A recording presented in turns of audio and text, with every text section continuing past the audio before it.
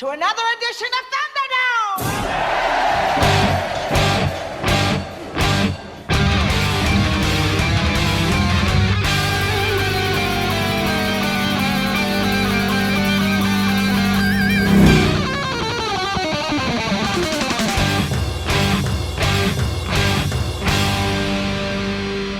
Welcome to the Mad Max Minute. Grab as much water as you can carry because it's a long walk through Mad Max Beyond Thunderdome 1 minute at a time. I'm Rick. And I'm Julia. And today we are talking about minute 70, which begins with Tubba finding himself volunteered to go with Max and Anna Goanna, and it ends with Max and the children on a trail that's gone cold. Slogging out here to spend the week with us are Gary Roby and Victoria Cope from the Harry Potter Minute Podcast. Hi, guys. Hello. Hello. It's good to be here. It's good to have you both here with us once again for a whole week this time. Absolutely. I had such a blast talking to you guys last time. And like I said last time, I had watched that movie just in preparation for the show, and it was the same for this one. And it's just fun to like you guys are introducing me to the Mad Max franchise, and I'm enjoying it.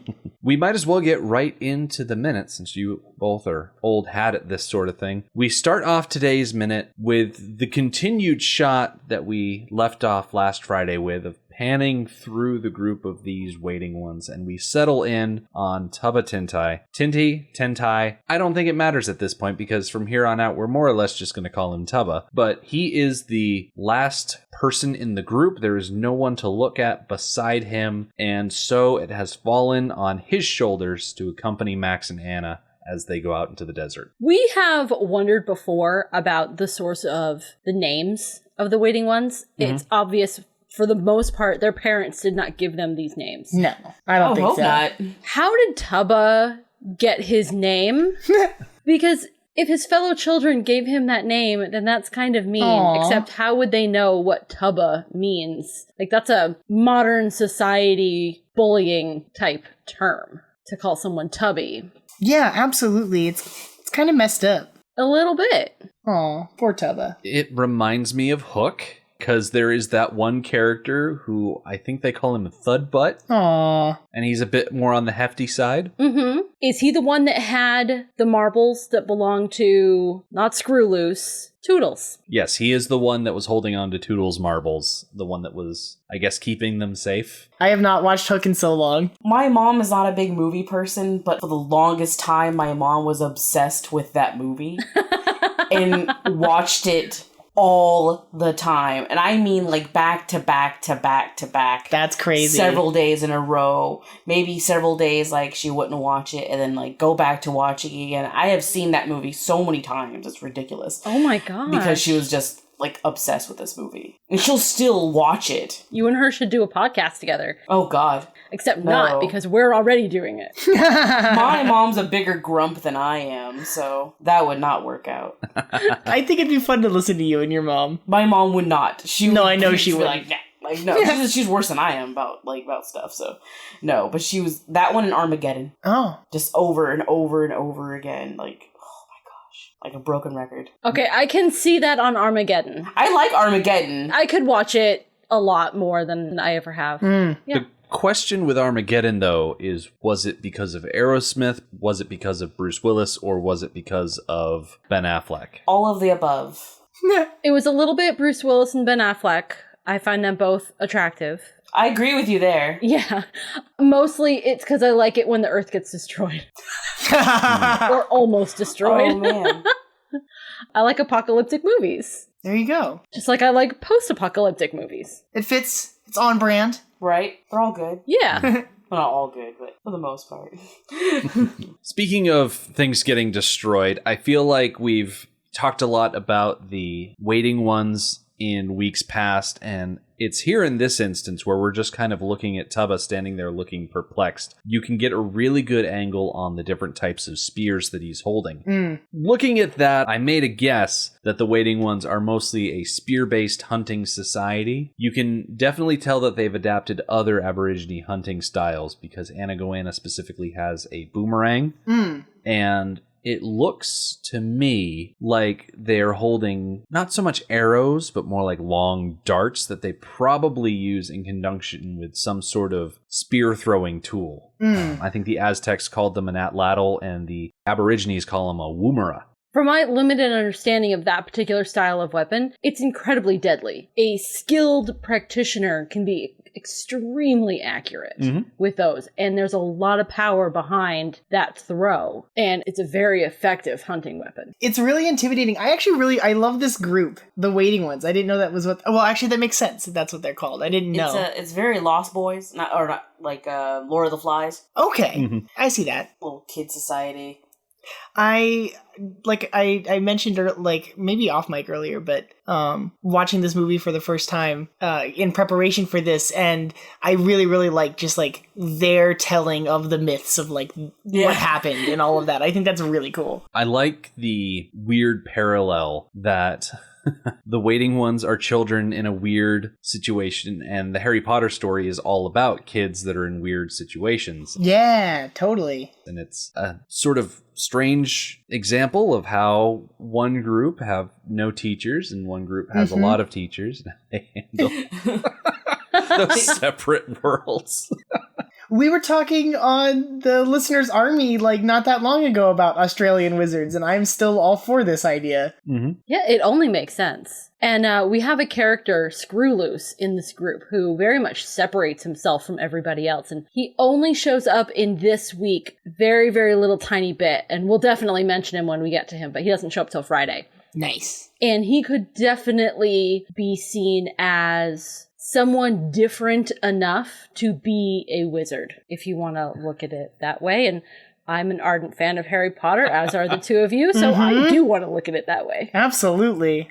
I looked up a bunch of information about the woomera. Would you all like to hear some of it? Yes. Let me put on my reading voice. The woomera comes from the Darug language of the Eora people of the Sydney Basin. The woomera is typically a 2 to 3 feet or 61 to 91 centimeter long tool. One end is 3 inches wide and possesses a hollow, curved cross-section, not unlike an airfoil, while the other is more pointed and has a hook. The woomera was traditionally decorated with incised or painted designs that indicated belonging to a particular linguistic group, and it may be returned to if found abandoned. Very early example of putting your name on things. Nice. Very handy.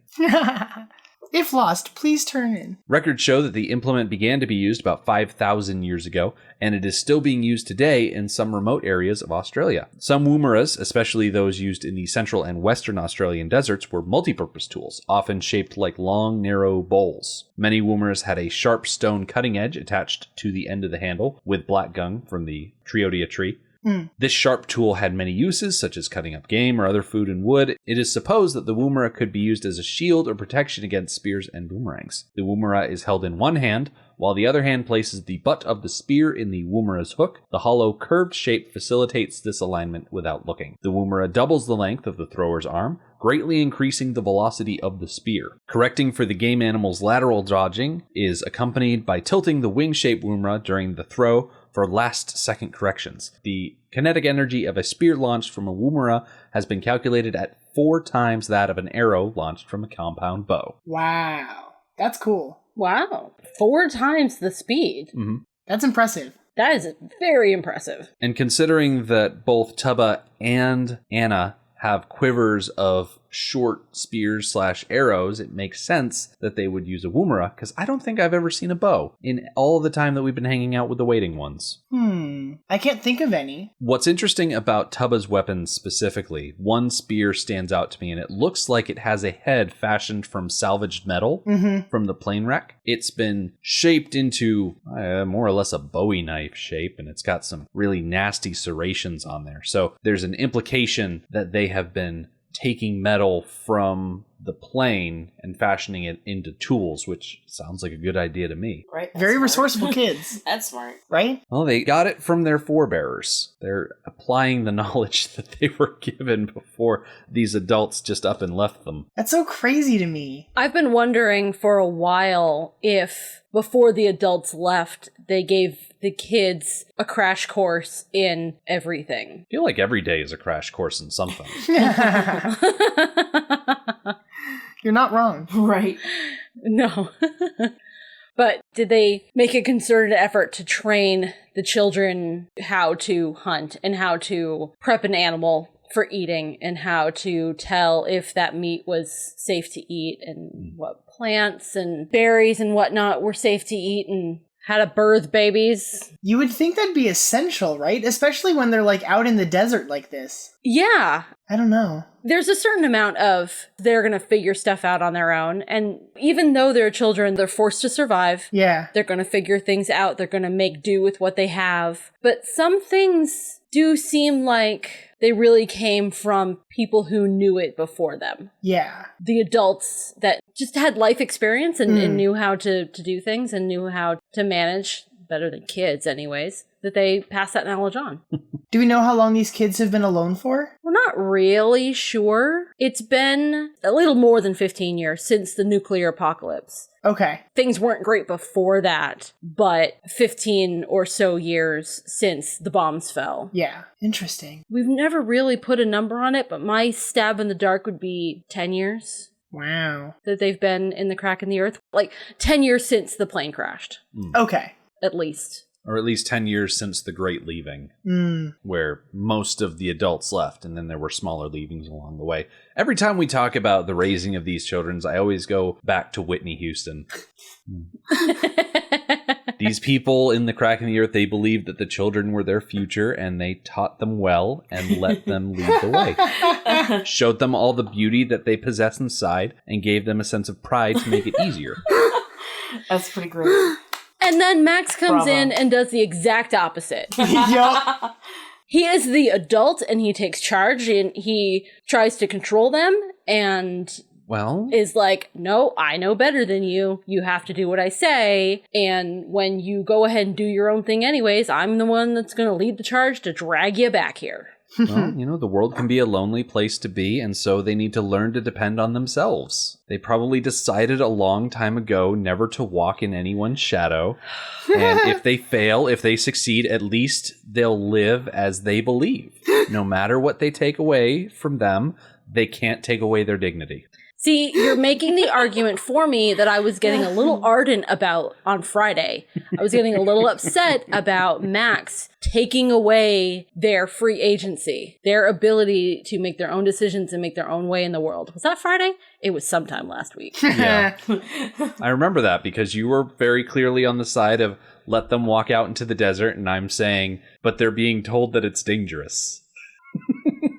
Basically, I'm not the good character in a Harry Potter story. I would be the person saying, hey, let's not go into the dark forest, or hey, let's leave the three-headed dog alone. Can we panic now? So you're playing the role of Max, who is huffing and puffing and stomping his way out into the desert. I like to consider myself more of a Neville. I can see that. You're much better natured than Max or the trio, Harry, Ron, Yep. and Hermione, for that matter. I'm the person that would get frozen in the middle of the common room and then just left. Aww. Oh. Neville comes into his own. Right. Well, that's Eventually, sad. but what about for the rest of that night? What if he was going to the bathroom and then he heard... Right? Okay, we are getting off on a tangent. This is a thing now. They could have been there. Like, we don't know how long he was there before someone unpetrified okay, him. The kids went into the chamber. No, they went under the trapdoor and then they didn't return to the common room for who knows how long. So, like, what Exactly. if, well, he just said, what if he was going to the bathroom and he didn't get to go? And Well- he's just laying there. Yeah, if Neville was getting up in the middle of the night, heard them leaving, and was like, oh, hey, on my way to the bathroom, I'm going to do a good thing and stop these people from getting our points taken away. Then they petrify him, and he's sitting there on the floor, completely petrified, still has to go to the bathroom. Talk about an embarrassing situation. It's embarrassing enough That getting poor petrified kid. in the middle of the common room, but then... I mean, hopefully he can hold it. Aw. Nah, there's a point where the embarrassment plateaus. And it's just like, it's already terrible. It's already terrible. Right. So he may be a little bit more embarrassed because he wet himself. But there is a relief there from, like, not holding it anymore. Okay, so Right. Or he can lay there being physically miserable and in pain and uncomfortable. Or he can just wet himself and then let himself fall asleep. Just deal with that in the...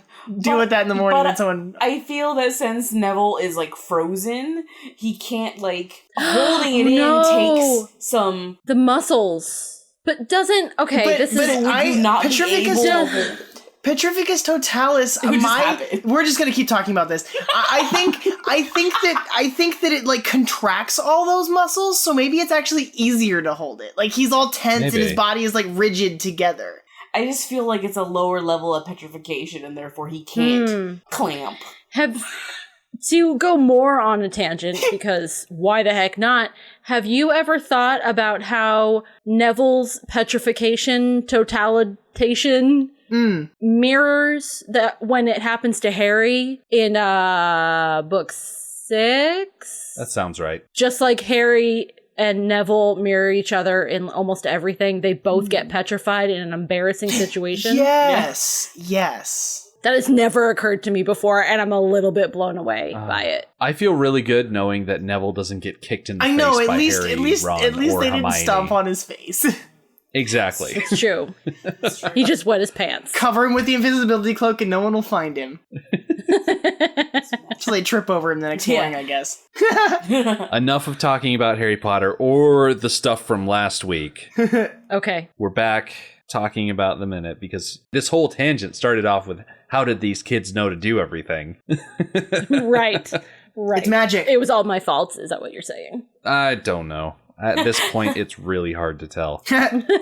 But what's not hard to tell is the stuff that I dug up about James Wingrove, who is the actor who plays Tubba Tintye. Oh. Like most of the children actors in this movie, he has an abysmally not helpful IMDb page.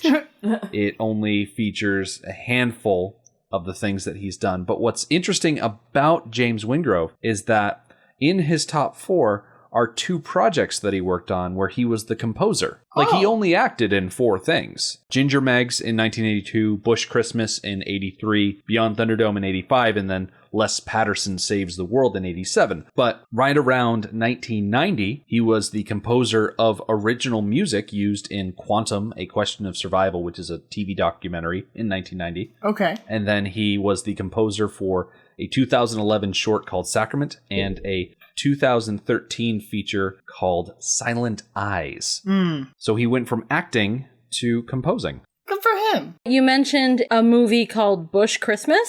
Can you talk about that for a second? I'm assuming it's a Christmas movie set in the bush of Australia.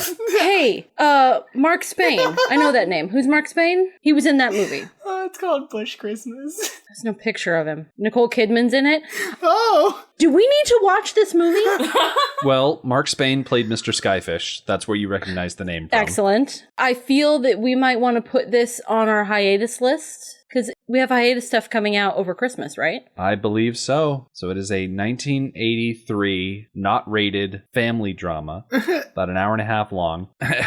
In the Australian outback, a family struggles to keep its farm from foreclosure. Their only hope is that their horse, Prince, will win money in a New Year's Eve race. Interesting. But then Prince is stolen, and shenanigans ensue. The poster says, the much-loved Australian story of an outback family and a Christmas adventure that they would never forget. I officially nominate this movie to be on our hiatus list. All right, I'll put it on the list. Nice. Are you going to do it right now? I am doing it right now. Okay, great. The wonders of IMDb. Mhm. Mm-hmm. So I wasn't able to find a ton of information about James on IMDb, and so I did what I do. I go to Google and I start searching around, and I was talking to Julia off mic about the idea of Facebook stalking, and yes, I did track him down. Oh. I almost sent him a friend request, but then I remembered, oh wait, he doesn't know me. Like, who's this guy? But I did learn that he works for Roadshow, which is part of the Village Roadshow Pictures family. Oh, okay. So he's still working in the business. Good for him. I was thinking about this while I was watching this movie yesterday, that, like, a lot of times when you see kids that are in movies, like, acting in movies, typically, like, they only have, like, 2 or 3 credits, and then they just kind of go on to do their own thing. Mm-hmm. And so it's always interesting to see, like, the kids that stay in the business, even though, like, it might not have necessarily been, like, oh, this is what I'm gonna do with my life when they started, right? Like, I'm blown away consistently, just to tie it back to Harry Potter a million times. Like, the fact that a lot of the kids that were cast for the first movie, like, lasted through all 7 and then have gone on to do, like, TV shows and like, award-winning other projects. It's amazing to me. Mm-hmm. So it's cool to see that, like, this kid from Mad Max, like, is still working in the movie business. Yeah. Getting back into the movie proper from the actor, talking about Tubba once again. Sometime, I think it was last week, I think it was the week before when they were standing up on the section of the plane, I posited that Tubba is Slake's number 2 hunter. Slake is first tracker. I'm pretty sure Tubba is the number 2 tracker. Did you read the storybook for this minute? The storybook actually does not talk a lot about the selection process. It's pretty much just, over here was Tubba, he was picked to go with them. Okay.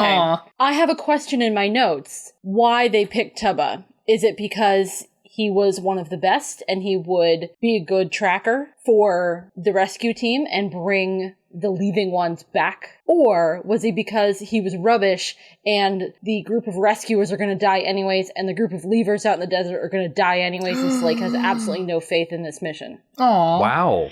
I don't like that. That's my question. And I usually read the novelization of the screenplay before prepping the minute. Well, I forgot. And so I was just reading it a few minutes ago. And let me hold up. Let me cut back to it. This might be very revealing for me. Ooh. This does include swearing, but, we're just going to go with it. Shame. Because it's Anna, and Anna has a mouth Yes, she does. on her. So, this is where it talks about Tubba being selected. She looked up to find Tubba Tintye, the fat kid who was always last in line when Slake and the hunters took the trail. She'd always thought he was a chicken shit. She raised her eyebrows in surprise. Tubba shrugged resignedly, half smiling, and picked up another water bag. So first of all, he volunteered. And second of all, I think it was him because he wasn't that good and they were willing to get rid of him. Wow, that completely destroys everything I thought I believed about Tubba. Aww. So he was just the duncy one. Aw. That's sad. I'm genuinely disappointed, but it also makes a lot of sense that Slake would, instead of sending his chief lieutenant to make sure that they're able to effectively track the people who left, he's sending the pudgy one, who's least effective, just to get him out of the way. It really speaks to Slake's opinion of this whole thing. And a few minutes ago, when he and Savannah were arguing and Slake was getting quite angry and aggressive about this whole thing, he is all in on there's nothing beyond the nothing. If you go out there, you will die. This is home now. We have to be happy with it. And there is absolutely no deviation from that plan. And when somebody did deviate from that plan, he has absolutely no faith in them either succeeding or coming back alive or anything. He's pretty much written them off. That's sad. Ooh, that's rough. Yeah, that really bummed me out. These kids are ruthless. Well, You kinda have to be. in the wasteland. Absolutely. But Tubba is going to prove himself useful this week. It's kind of minor. You have to be watching and noticing things to see his usefulness, but it's there. Which I think we're going to see it on Wednesday. Okay. We'll have to point it out. Well, as for today, we're still within the first 10 seconds of the minute. Believe it or not. But the next thing we see after Tubba is, I guess, selected by the group to go with Max and Anna, but the next shot is Max and Anna picking up all of their water. And, of course, the main focus of the shot is Max, Anna, and Tubba picking up the flasks and things. But just past the pile, you can see the little blonde kid, Eddie, who is trying to pick things up, and the other members of this small leaving group take the water from Eddie and leave him standing there very disappointed that he didn't get to pick anything up himself, because he was the first one to come forward when Anna mentioned that they needed a hunter. No. I mentioned that back on Friday.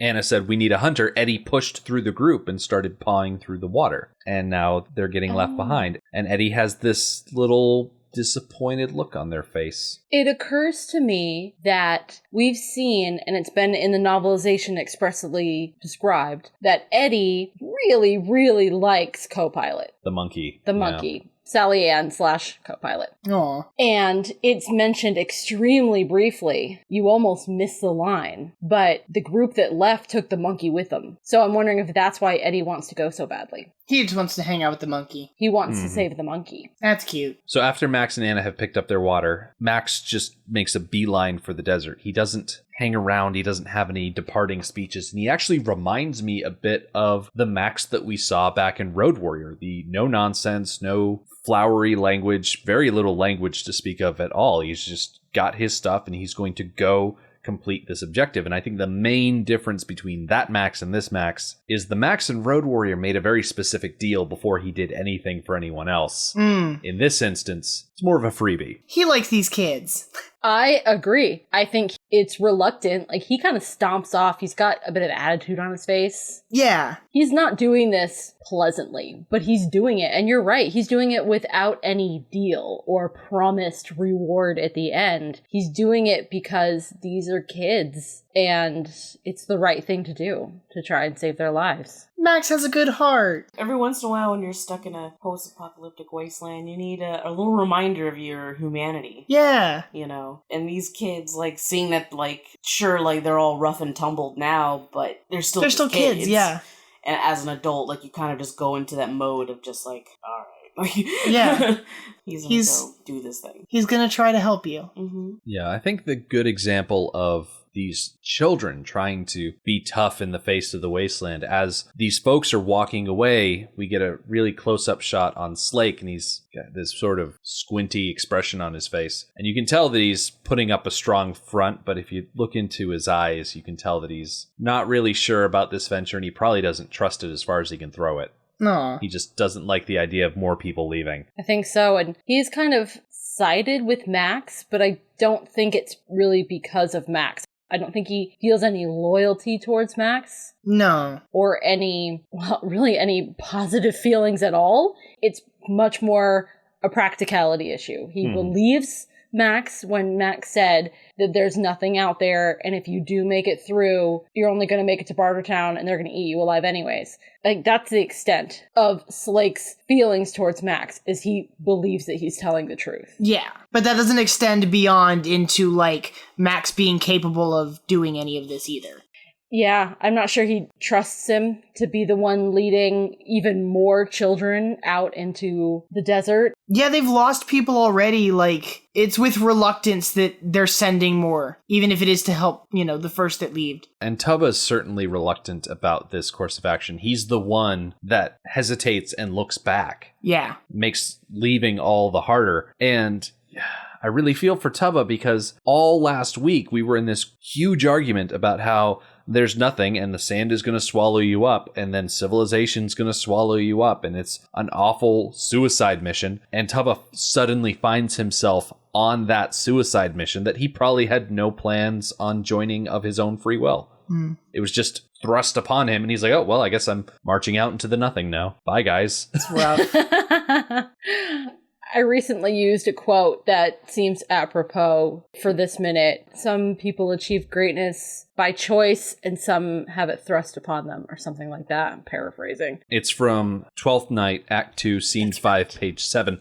Some are born great, some achieve greatness, and some have greatness thrust upon them. Yes. So Anna Goanna is choosing to go out there and do this thing. And Tubba was sent. Whether he liked it or not, he was sent out there. And then we have Eddie, who has to go out of his way to get to do this, which we actually won't see until Wednesday's Minute. I would say, spoiler alert. Spoiler alert.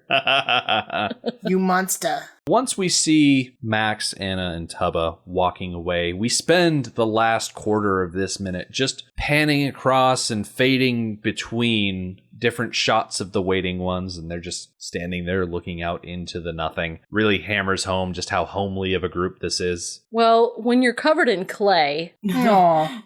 it's, you're covered in mud. There's not much to be said for some children actors, but I feel like all the attractive people left. Well, Aw. That's hilarious. Well, I mean, all the named people left, so Slake is very attractive. Yeah, but I'm looking at some of these other kids, and they've all got weird hairdos, but there's at least one kid with a half-grown mustache, and they all kind of have these dumb looks on their faces, and it's like, yeah, we're taking all the smart people away. All right, since you bring up the topic of facial hair, I mean, these kids are young enough that they're still in the phase where they may or may not be growing facial hair. But Slake does seem old enough that he would have to work to keep that baby smooth face he's got going on. He might have been born without the ability to grow facial hair. That does exist. Absolutely. Those poor guys. No matter how hard they try. They just can't do You it. get like little wisps and those like dirts on their face. Those cute little baby faces. So the last thing we see this minute is a fade to Max, Anna, and Tubba. They are walking along. There aren't really any tracks ahead of them. They seem to have lost the trail, but they're walking up a dune. And so at the tail end of this minute, it's just them walking. It's more or less 5 seconds, and then the minute cuts off. So what we're going to do, we're going to put a pin in this. We're going to come back on Wednesday. We're going to talk about, well, more sand, if you want to be honest about it. But I hate sand. that's just the way of the desert. Okay, Anakin. It's everywhere. It's coarse, irritating, awful. So, you know what's not awful, though? The Harry Potter Minute. Gary, would you like to tell the people who are listening more about your pet project? Yeah, absolutely. We are doing the same thing that you guys are doing over here. We're going through the Harry Potter movies 1 minute at a time.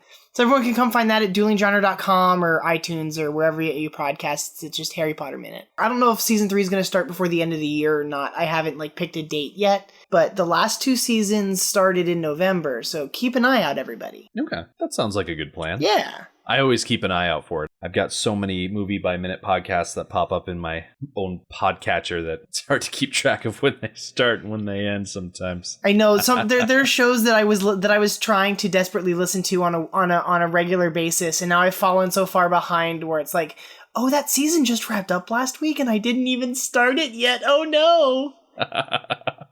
It's a daunting task. There's a lot of us now. so by the many of time them. this airs, there's probably over 100 different shows.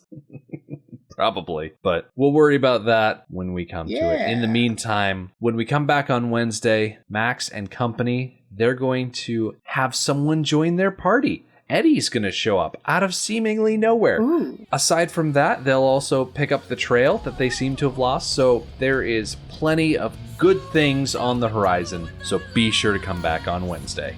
The Mad Max Minute podcast is a fan project by Rick and Julia Ingham. The Mad Max franchise was created by George Miller and Byron Kennedy, is presented by Kennedy Miller Mitchell Productions, and distributed by Warner Brothers. Mad Max Minute is produced and edited by Rick Ingham. Our opening music is Verdi's Dies Irae by Daniel Batista of danielbatista.com. And our outro music is We Don't Need Another Hero by MilitiaVox of militiavox.com. Our home on the internet is madmaxminute.com. You can follow us on Twitter at madmaxminute, like us on Facebook by searching for Mad Max Minute, and join our Facebook listener group, Mad Max Minute Beyond Microphone. If you'd like to support the podcast, visit madmaxminute.com where you can check out our TeePublic storefront by clicking the store link, join our Patreon by clicking the support link, or make a one-time donation by clicking the donate link.